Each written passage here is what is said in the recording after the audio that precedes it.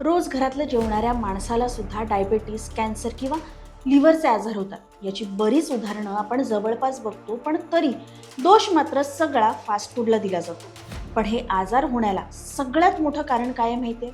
आपला भारतीय आहार, भारतीय अन्न। वरणाची डाळ असो, भाजी, दूध, तेल, मसाले सगळ्यात भेसळ आहे आणि तीही जीवघेणी। आज आपल्या ताटात नेमकं काय आहे याचा आपण कधी विचार केलाय का? हे जेवण रोज प्रत्येक भारतीय कुटुंब खातं, पण खरंच हे जेवण हेल्दी आहे का?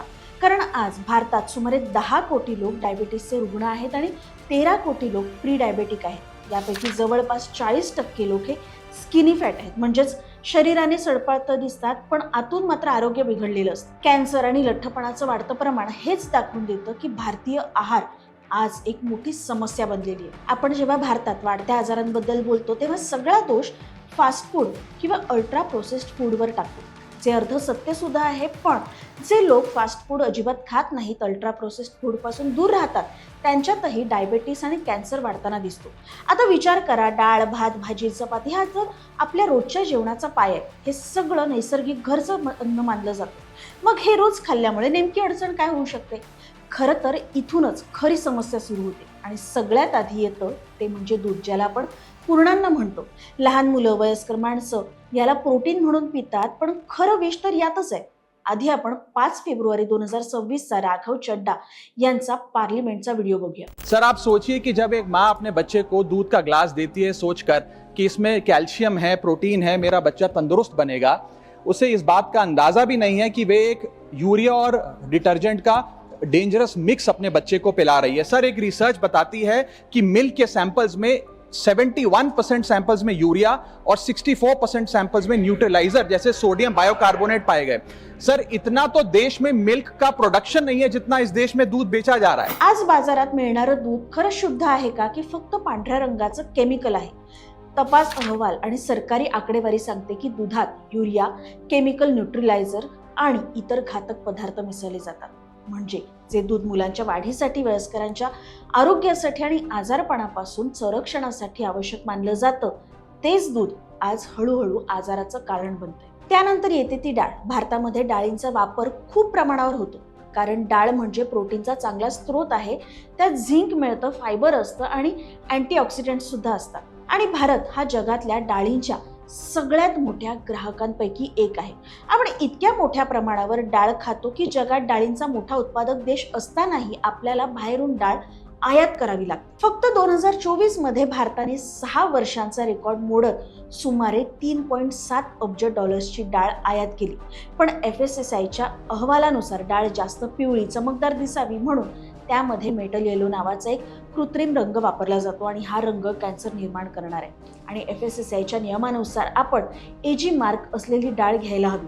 पण इथे एक मोठा प्रश्न आहे, सगळ्याच भारतीयांना पॅकेटमधली डाळ परवडू शकत नाही, कारण पॅकेज डाळींचा दर बाजारात मिळणाऱ्या डाळींपेक्षा खूप जास्त असतो। टियर 1 शहरांमध्ये कदाचित मोजक्या कुटुंबांना ही डाळ परवडते, पण बहुतेक लोक बाजारातून उघड्यावरचीच डाळ घेतात। आणि इथली खरी अडचण अशी आहे की ही डाळ तुम्हाला लगेच त्रास देत नाही, ती हळूहळू शरीराला नुकसान करते, स्लो पॉयझन सारखी काम करते। भारतामधली डाळ तर सोडाच, पण आपण जी डाळ बाहेरून आयात करतो ती सुद्धा सुरक्षित आहे असं म्हणता येत नाही, कारण आपण मुख्यतः कॅनडा आणि ऑस्ट्रेलिया इथून डाळ आयात करतो। पण तिथल्या फूड ॲक्टिव्हिस्ट आणि फूड इन्स्पेक्शन एजन्सीजनी त्यांच्या संशोधनात एक धक्कादायक गोष्ट समोर आणली, ती म्हणजे त्या डाळींमध्ये मोठ्या प्रमाणात ग्लायफोसेट नावाचं केमिकल आढळतं। हे ग्लायफोसेट नेमकं काय आहे, तर ते एक केमिकल आहे जे शेतीमध्ये तणनाशक म्हणून वापरलं जातं।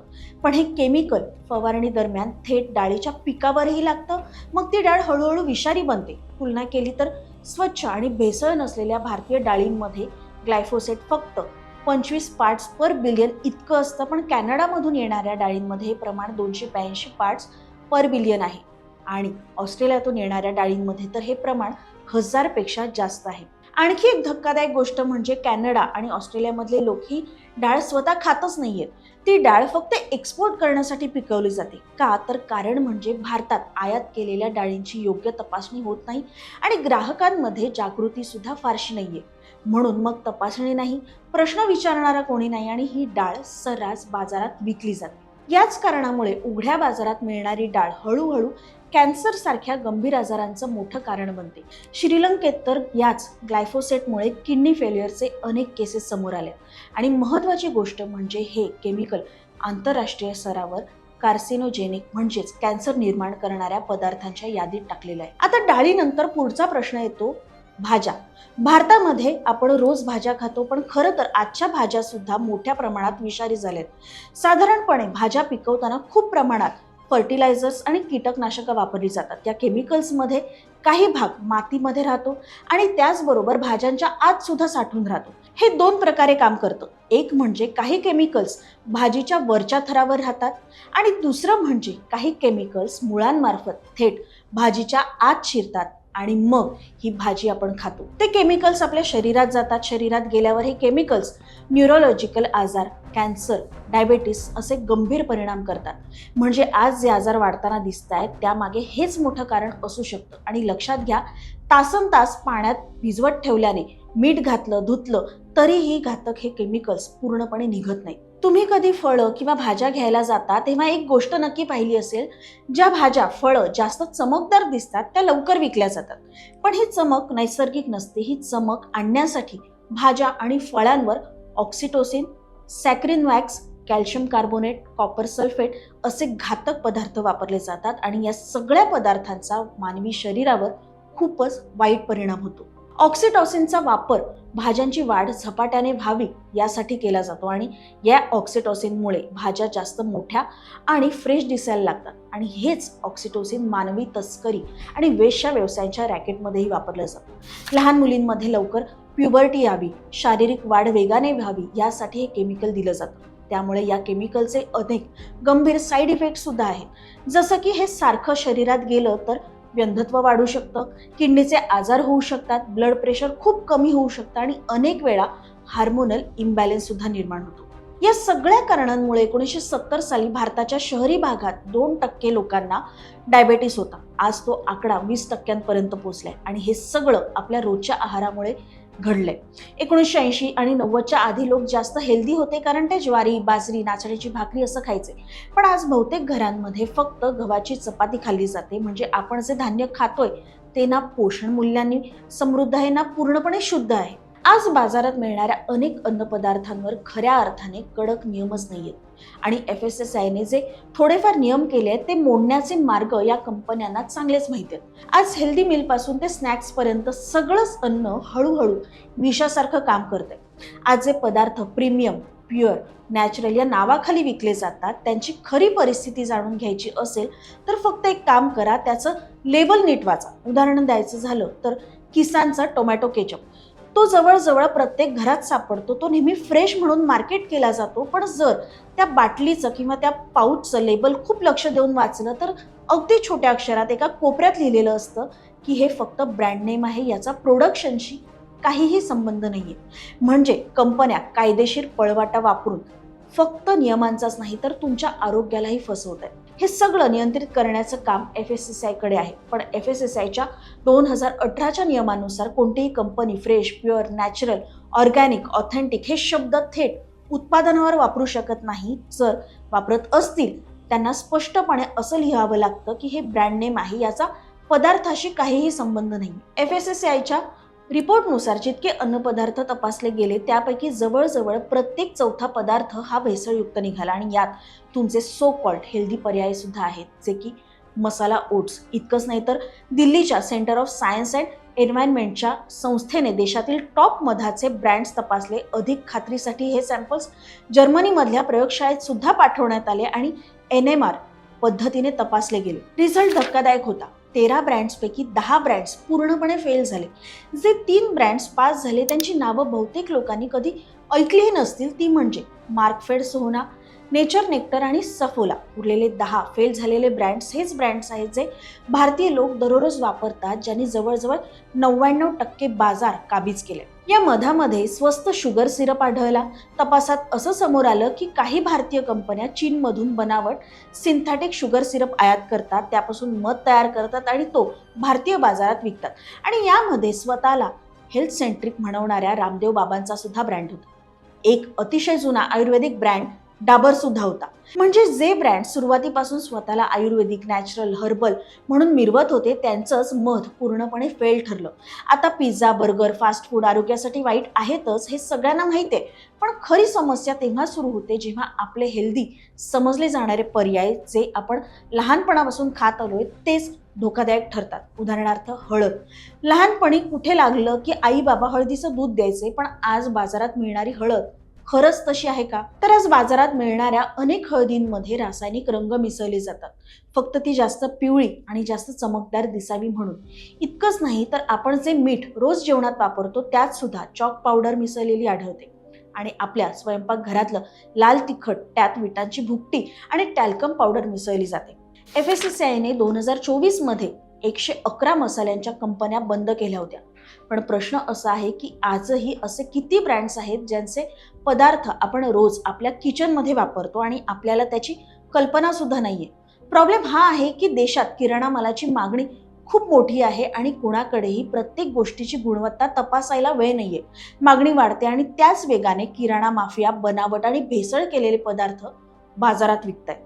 FSSAI नुसार 2016-2017 मध्ये तपासलेल्या अन्न पदार्थांपैकी 23% पदार्थ बनावट होते. पुढच्या वर्षी म्हणजे 2017-18 मध्ये हा आकडा वाढून 26% गेला आणि गेल्या 8 वर्षात भेसळ केलेले आणि चुकीच्या लेबलचे पदार्थ दुप्पट झालेत. आता बघूया तेल. अलीकडे लोकांना रिफाईंड तेलाबद्दल थोडी जागरूकता आली, पण अजूनही बऱ्याच लोकांना हे माहीत नाहीये की रिफाईंड तेल तयार करताना बियांना क्रश आणि प्रोसेस केल्यानंतर त्या स्वच्छ करण्यासाठी कॉस्टिक सोडा, सल्फर कंपाऊंड्स आणि पोटॅशियम बेस्ड रसायनं वापरली जातात. आणि शेवटी त्या निकृष्ट दर्जाच्या तेलाची चव आणि वास लपवण्यासाठी त्यात कृत्रिम फ्लेवर आणि रंग मिसळले जातात. सल्फर सारखी रसायनं दीर्घकाळ वापरली गेली तर हृदयविकार आणि श्वसनाचे गंभीर आजार होऊ शकतात. केरळ आयुर्वेदिक रिसर्च सेंटरच्या एका अभ्यासानुसार रिफाईंड तेलामुळे आतापर्यंत भारतात 20 लाखाहून अधिक लोकांचे मृत्यू झाले. ज्येष्ठ हृदयरोग तज्ज्ञ डॉक्टर AC मनचंद्रा आणि डॉक्टर संतोष जैन यांनी एका अभ्यासात स्पष्ट केलं आहे की रिफाईंड तेल शरीरात गेल्यावर ते विषारी रसायनांमध्ये बदलतं. ही रसायनं हृदयासाठी अतिशय धोकादायक असतात आणि MDA सारखी टॉक्सिक केमिकल्स थेट आपल्या पेशी आणि DNA पर्यंत नुकसान करतात. त्याच तेलाचा पुन्हा पुन्हा वापर केल्याने ट्रान्स फॅट वाढतो, नसांमध्ये ब्लॉकेज तयार होतं आणि हृदयविकाराचा धोका अनेक पटीने वाढतो. 2025ला नवरात्रीच्या काळात अनेक लोक उपवासासाठी कुट्टूचं पीठ वापरतात, पण देहरादूनमध्ये अशाच कुट्टूच्या पीठामुळे जवळजवळ 200 लोकांना रुग्णालयात दाखल करावं लागलं होतं, कारण त्या पीठात मोठ्या प्रमाणावर भेसळ होती. तपासात असं समोर आलं की हे पीठ उत्तर प्रदेशातील सहारनपूरमधून इतर राज्यांमध्ये पुरवलं जात होतं. भाज्या, डाळी आणि मसाले हे भेसळयुक्त आहेतच, पण अंडी, चिकन, मासे यांची सुद्धा परिस्थिती काही वेगळी नाहीये. अनेक लोक असं समजतात की प्रोटीनसाठी मांसाहार हा चांगला पर्याय, पण प्रत्यक्षात अँटीबायोटिक्सवर वाढवलेली कोंबडी आपल्या शरीरात गेल्यावर आपली रोगप्रतिकारक शक्तीच कमजोर करते. या कोंबड्यांना सतत अँटीबायोटिक्स दिले जातात, त्यामुळे शरीरात अँटीबायोटिक रेसिस्टन्स तयार होतं. म्हणजे पुढे TB, पोटाचे इन्फेक्शन किंवा कोणताही साधा संसर्ग झाला तरी औषध काम करत नाही. याचा अर्थ असा की ज्या मांसाहाराला आपण ताकद मिळेल, बॉडी बनेल असं समजून खातो, तोच मांसाहार हळूहळू शरीर इतकं कमकुवत करतं की साध्या आजारातूनही बरं होणं कठीण होतं. 2024 मध्ये भारतातलं पोल्ट्री मार्केट $26 बिलियन होतं आणि अंदाजानुसार 2030 पर्यंत $100 बिलियन आसपास ते जाणार आहे. म्हणजेच इतक्या मोठ्या उद्योगासाठी कडक नियमांची सुद्धा गरज आहे, कारण अँटीबायोटिक रेझिस्टन्समुळे दरवर्षी जगात 7 लाख लोकांचा मृत्यू होतो आणि हे असंच होत राहिलं तर 2050 पर्यंत हा आकडा 1 करोडच्या पुढे जाईल. तरीही भारतात अँटीबायोटिक औषधं मोठ्या गोण्यांमध्ये खुलेआम विकली जातात, ज्यावर कोंबडीचं चित्र असतं आणि ग्रोथ बूस्टर असं काहीतरी लिहिलेलं असतं. आता अल्ट्रा प्रोसेस्ड फूड म्हणजे नैसर्गिक घटक मोडून फॅक्टरीमध्ये रसायनं आणि प्रिझर्वेटिव्ह मिसळून तयार केलेलं अन्न. आपले सगळे स्नॅक्स, फास्ट फूड, बेकरी पदार्थ, cold drinks, ready to eat food हे सगळं याच प्रकारात येतं. या पदार्थांचा सगळ्यात मोठा प्रॉब्लेम म्हणजे हे शरीराला फक्त रिकामे कार्ब्स आणि रिफाईंड साखर देतं. पोषण मिळत तर नाहीच, म्हणूनच जितकं जास्त हे पदार्थ खाल तितकी त्याची सवय वाढते आणि मग माणूस या अपायकारक पदार्थांच्या दुष्टचक्रात अडकतो. यामुळेच 40 वर्षानंतर जवळजवळ प्रत्येक माणूस कुठल्या ना कुठल्या आजाराने त्रस्त दिसतो. शेवटी एवढंच सांगायचं आहे की तुमचं शरीर म्हणजे मंदिर आहे, पण आज भारतात अन्न सुरक्षेचे नियम इतके कमकुवत झाले आहेत की आपल्याला फास्ट फूड खाण्याची गरज उरलेली नाहीये. कारण आपण रोज जे अन्न खातो तेच आपल्या शरीराला फास्ट फूडपेक्षा जास्त नुकसान करते. त्यामुळे तुम्ही तुमची काळजी नक्की घ्या.